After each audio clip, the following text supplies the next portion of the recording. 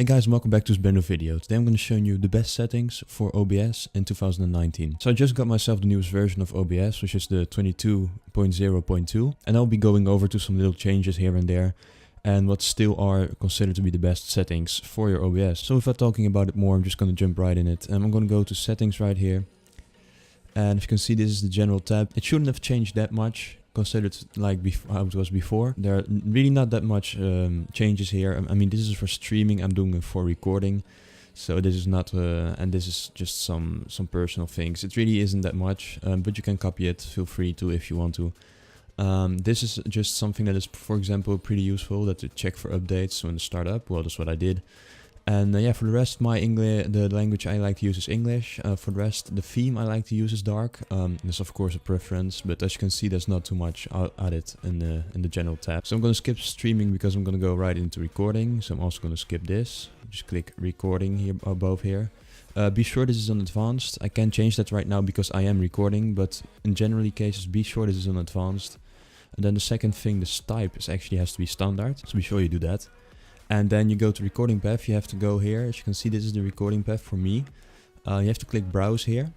And then I have made a folder for this in my video, so it's called OBS recording, so that I have all my recordings from OBS in a folder. You can do that too, of course. I know where mine is, so I just click on browse and I just click the folder I want it to be in and it's good.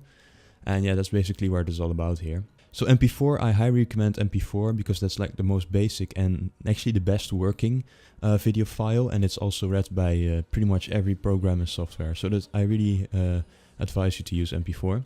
Then audio tracks I have two, because one is from a microphone and the second one I want to hear the audio from my desktop, like songs, music, or just like clicks on sound effects, whatever. I just want to hear all of my things, not through my speaker, but for my... I'm just using some earpods, so that's why. And the encoder, well, generally you have multiple choices. You have like, if you have a graphic card, like an NVIDIA or something, you can just click it right here.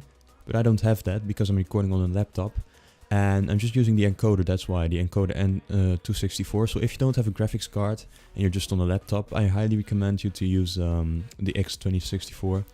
As your encoder. That's definitely something I would do. Then the rescale output 1920 by 1080. It's like the basic resolution for every video nowadays. So if you have this, you have the perfect resolution for a YouTube video, so that you don't have any like black lines in your video next to your video or something. It's fully scaled to your screen of your video. So be sure it's on 920 by 1080. That's the best. Rate control, I just keep it on CBR.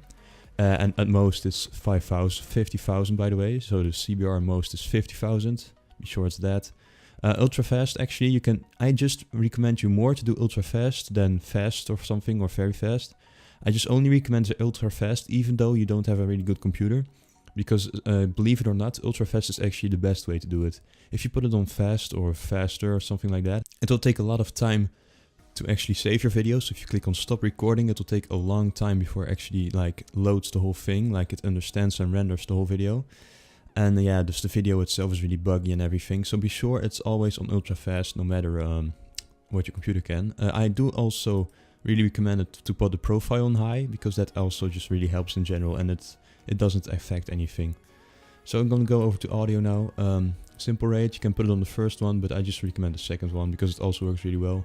This should just be stereo standard. And then you have the speakers. In my case, my speakers were, as I said, my earpods. So that's just for me that I hear the music and the sound effects in my ear. And I don't have a second audio device because that's like not necessary. I don't want to put it in my speakers as well. So there's nothing to add there. Just you generally only have to use one, by the way, in cases of desktop audio devices. Then we're going to the microphone. Now the microphone, I use a Blue Yeti, but you can see it right here.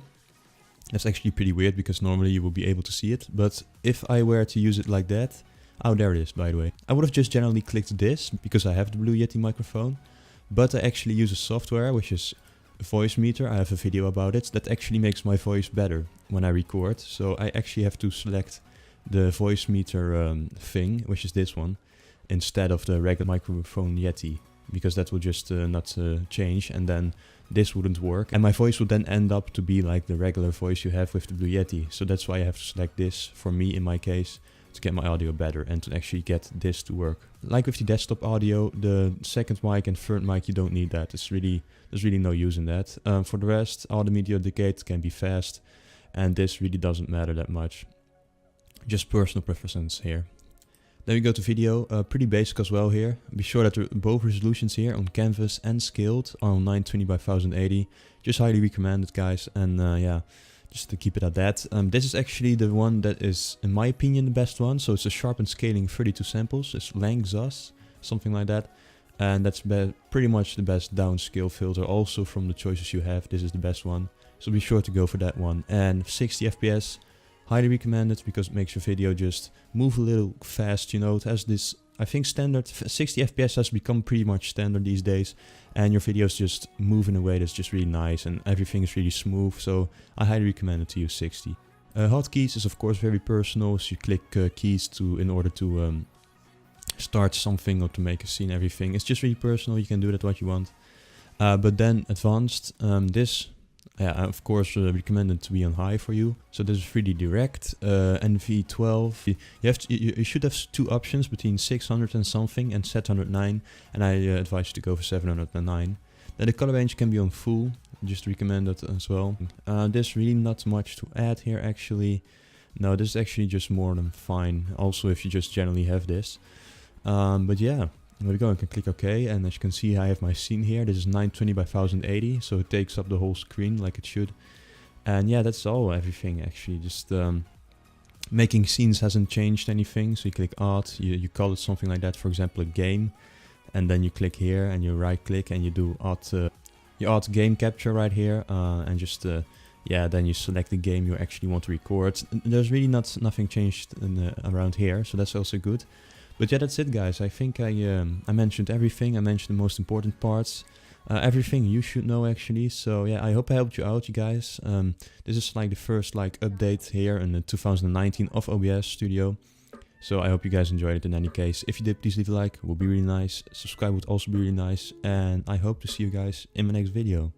Goodbye.